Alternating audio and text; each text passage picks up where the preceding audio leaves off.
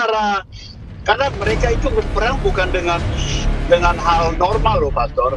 Mereka itu pengkonsumsi opium, Pastor. Jadi sekali lagi, awasi daerah masing-masing, awasi dan gerak-gerik orang-orang yang nggak jelas. Saya khawatir ini target itu Sulawesi Utara sebenarnya, Pastor. Oh, memang. Itu sudah jelas sekarang seluruh pantai Sulawesi Utara, pantai Minahasa itu dikuasai Islam. Saya sudah ke sana. Aduh, benar Pak. Ya. Bapak udah Itu sejak 2017 saya sudah ke sana. 2017 saya keliling seluruh Sulawesi Utara, itu sudah dikuasai Islam semua. Ajar orang kayak Yusuf Kala, Ma'ruf Amin itu satu waktu mesti ditampar sama malaikat, Pastor. Ya saya nggak nyumpahin dosa ya sebenarnya. Tapi udah kelihatan niat mereka itu udah jahat sekali, Pastor. Jahat sekali, Pastor. Refuse, I give you two good options. This is the strength of Islam. But nowadays, forget this. Maybe in the coming 40, 50 years. Ya. Lalu orang ini ya diundang ke Indonesia oleh MUI, saudara, sama Muhammadiyah. Ya. Dan Anwar Abbas berkata dengan jelas, saudara, bahwa ya Syekh Asim Al-Hakim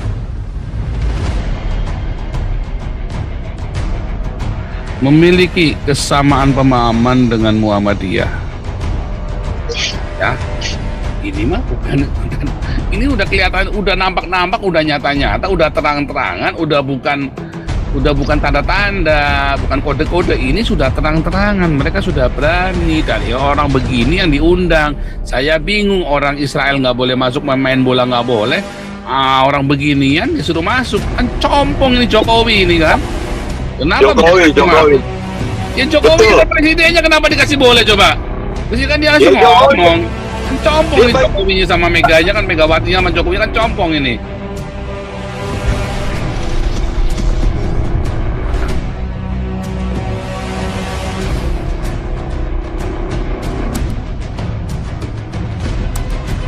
Salam, Pastor. Ya, ini kita hanya mengingatkan.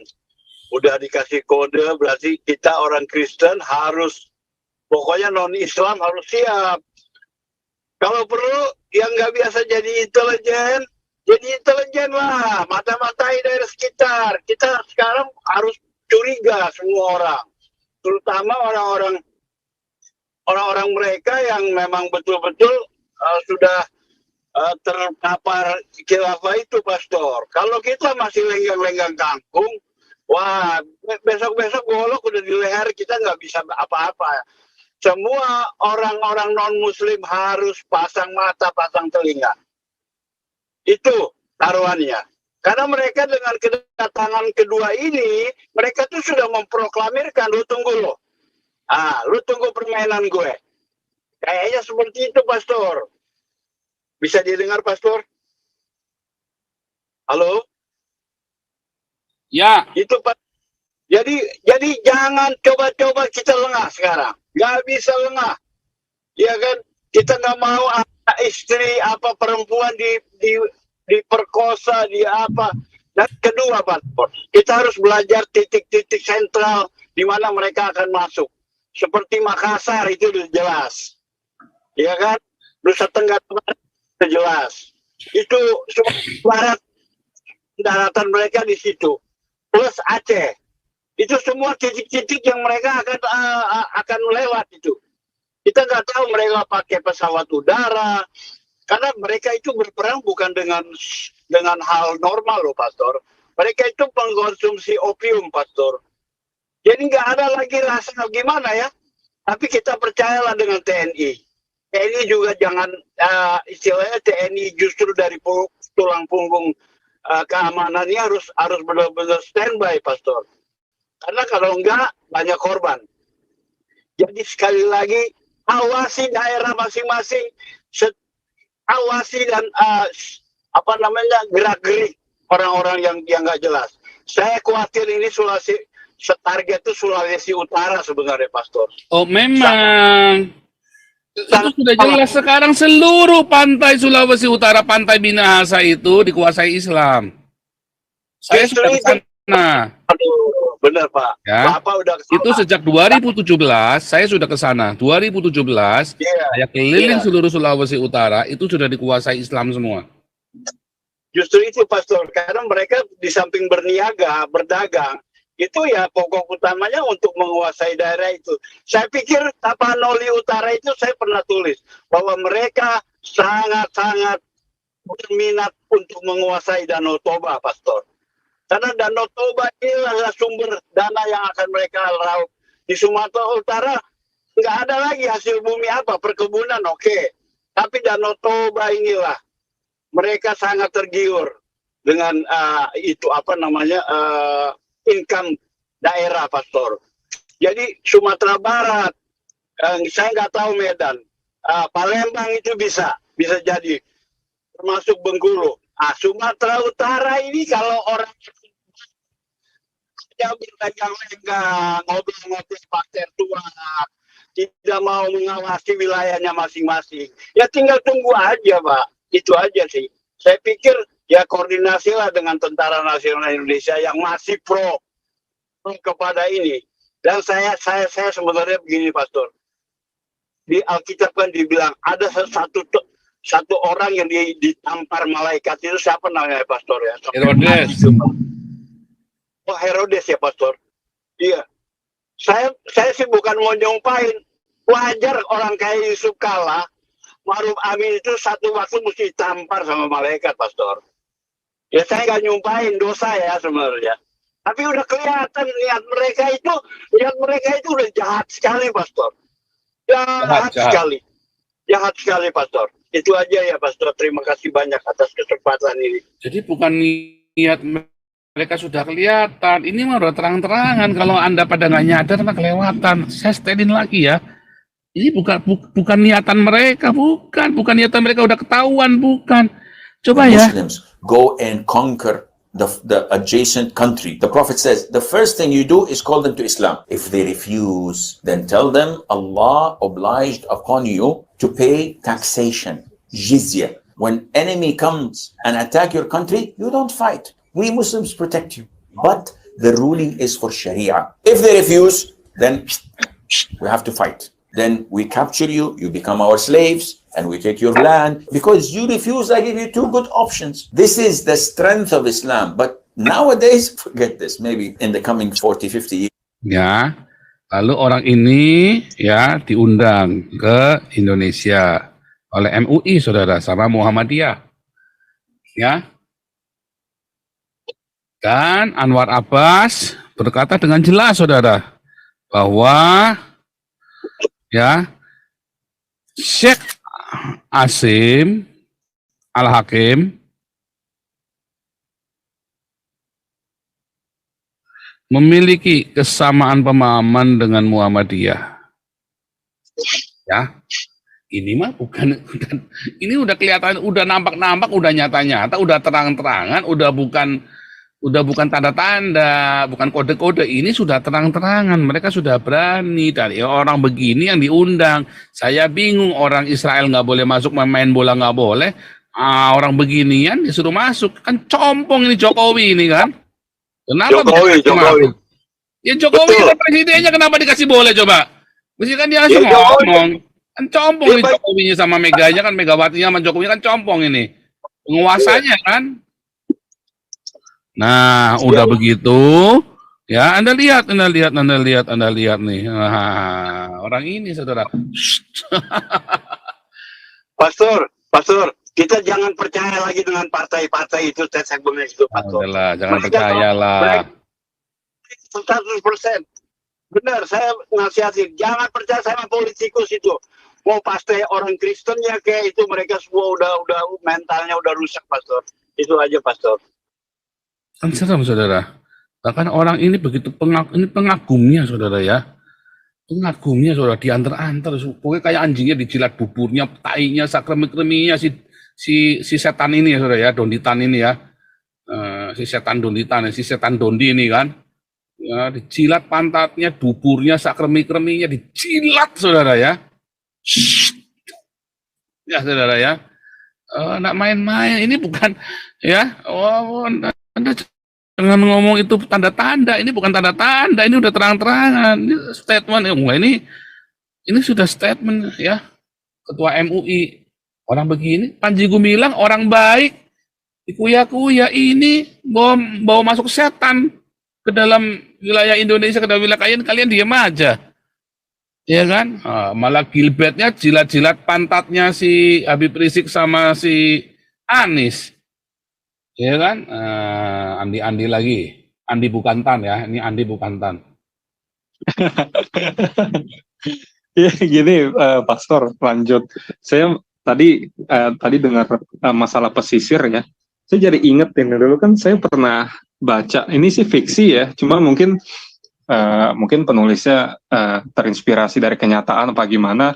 Judulnya itu kan Serat Darmo Gandul. Dia juga pernah cerita kalau waktu itu Brawijaya kelimanya yang raja terakhir ya kalau nggak salah dari Majapahit itu bilang, saya menyesal mengizinkan mereka masuk ke pesisir pantai utara. Misalnya seperti Batang atau apa gitu ya, Semarang itu kan di pesisir pantai utara. Saya nggak tahu lah itu benar nggak tuh kalau cerita aslinya tuh, mungkin Pastor lebih tahu ya. Oh itu benar, itu kan sejarah, Oh mungkin dia terinspirasi dari sejarah benar. Kerajaan Majapahit itu kan dihabisi sama Islam, pertumpahan darah. Wah ngeri itu pertumpahan darah yang sadis sekali. Dan jangan lupa genosida 600.000 rakyat Batak oleh Wahab, ya. Ya, oleh itu Imam Bonjol. Iya, oleh kelompoknya Imam Bonjol. Imam Bonjol dijadikan pahlawan negara, coba dijadikan pahlawan nasionalnya Indonesia, coba. Tapi kenapa? Ya maksudnya harusnya mereka angkat ke buku sejarah itu ya masalah ini, tapi entah kenapa malah adanya tuh kita harus cari sendiri gitu loh. Cuma ya susah juga lah ya. Sebetulnya sudah diajarkan di sekolah di sejarah, tetapi ada yang ditutupin, ya. Karena itu tadi kayak contoh nih, PKI Soekarno bilang PKI mau ngelengserin Soekarno, aneh. Lawang Aidit kesayangannya Soekarno. Bagaimana bisa Soekarno mau ngelengserin PKI si Den Adit mau bunuh Soekarno? Ya kan? Nggak mungkin. Kenapa Soeharto surat Super Semarnya aslinya hilang? Itu kan kita tahu dari SD, tapi kan kita nggak ngerti karena digiring. Jadi fakta itu sudah ada, tapi terjadi penggiringan, framing politik, framing Islam. Bahwa Indonesia merdeka dengan Allahu Akbar, salah. Justru Nusantara hancur gara-gara Allahu Akbar. Tidak pernah ada seruan Allahu Akbar bisa memerdekakan Indonesia. Karena Indonesia merdeka, Indonesia bisa berdiri berkat pemberian Jepang dan pemberian orang Yahudi. Kalau orang Yahudi tidak menciptakan bom atom buat ngebom Hiroshima dan Nagasaki, masih saja ya, itu ya, si siapa, neneknya Anies Baswedan itu masih jadi lontenya Jepang, masih jadi geisha. Masih saja itu ya, si siapa itu, Amin Rais itu, ibunya masih jadi lonte Jepang. Ma'ruf Amin, ibunya masih jadi lonte Jepang. Yusuf Kala, ibunya masih jadi lonte Jepang. Bukan berkat Allahu Akbar, berkat Amerika ngebom Hiroshima Nagasaki, maka Indonesia bisa berdiri. Kalau enggak itu ibunya Mahfud MD masih jadi lonte Jepang. Jadi jangan ngomong Indonesia merdeka karena perjuangan, enggak ada, bohong. Enggak ada. Sejak kapan Indonesia menang perang lawan Belanda? Kapan Indonesia menang perang lawan Belanda, coba? Enggak pernah menang. Kapan Indonesia menang perang lawan Jepang? Enggak pernah menang. Enggak pernah menang. Betul. Anda dibohongi. Ya, enggak pernah menang. Indonesia bisa berdiri karena Jepang dibom sama Amerika. Lalu Jepang serah terimanya ke Indonesia. Coba kalau Jepang serah terimanya ke Belanda. Merdeka nggak Indonesia? Berdiri nggak negara Indonesia? Enggak lah. Coba ya, siapa yang mempersiapkan BPUPKI? Orang Jepang. BPU, PKI, PPKI, orang Jepang yang nyiapin. Kenapa nggak dikasihkan ke Belanda? Kalau dikasih ke Belanda, selesai nggak? Berdiri nggak negara? Itu kan hanya timing. Itu hanya timing, ya. Indonesia proklamasi itu hanya timing, ya. Hanya sebuah timing saja. Apa maksudnya timingnya itu? Bahwa apa namanya? Itu sebuah timing supaya ada pengakuan dulu. Makanya begitu Palestina mengakui, Mesir mengakui, Rusia mengakui, udah diklaim sama Indonesia. Hanya jeda beberapa bulan saja. Ya kan? Itu kan hanya pengakuan saja. Apa menang perang? Enggak, ada kan menang gara-gara Allahu Akbar. Gundulnya peang, gundulnya mat peang, gundulnya pentilnya itu kan. Ya kan? Katanya kadang-kadang bambu runcing, Pak Po. Bambunya runcing. Dan Bambunya rajin diruncingin sama si A. Dan ini Pastor terakhir saya cuma mau mengaitkan ya, kalau misalnya masalah pesisir, terus saya lihat peta-peta, mestinya kita harus lihat demografi juga kan, misalnya dari tahun 90 sampai perbedaan 90 sampai 2023 ini, misalnya di pesisir Papua, misalnya di Sorong, Manokwari, Jayapura, Merauke, itu seperti apa sekarang gitu loh, kalau kita belajar dari masa lalu ya. Oh, udah jadi Islam semua. Iya. Seluruh Jayapura, seluruh Sorong semua ya, seluruh pesisir Papua itu sudah Islam semua. Seluruh pesisir Maluku itu sudah Islam semua. Seluruh pesisir Minahasa itu sudah Islam semua. Bukan mereka convert Islam, tapi di-drop orang-orang Jawa. Di-drop. Berarti yang tadi Pak Paul Dere sampaikan benar adanya dong, Pastor, soal Nah, saya ini sudah keliling. Saya itu dari 2016, dari 2005 ya, saya masih kerja sekuler. Bahkan saya sudah jadi hamba Tuhan, kembali saya melayani full timer 2017. Saya keliling dari Sabang sampai Merauke. Seluruh provinsi Indonesia saya sudah pergi. Serius. Seluruh provinsi Indonesia. Sebelum saya keliling dunia, saya sudah penginjilan di seluruh provinsi Indonesia. Dan saya fokus banyak ke Indonesia Timur waktu itu. Terutama di Halmahera, Ternate, itu ya, daerah-daerah. Saya sudah di sana ya. Saya sudah Ambon, saya ke Gorontalo, ke Minahasa. Dulu fokus saya di Indonesia Timur. Walaupun saya sudah pergi dari Sabang sampai Merauke. Berarti udah melihat sendiri ya, Pastor ya? Sudah melihat sendiri. Makanya saya punya beban. Siapa yang bisa kasih ke Galarua, kasih ke saya 15 miliar, bukan pribadi ya, tapi ke Yayasan 15 miliar, kita bisa bangun itu Kupang. Siapa yang bisa kita kasih 5 miliar, kita bangun Mentawai. Misalnya begitu, ya.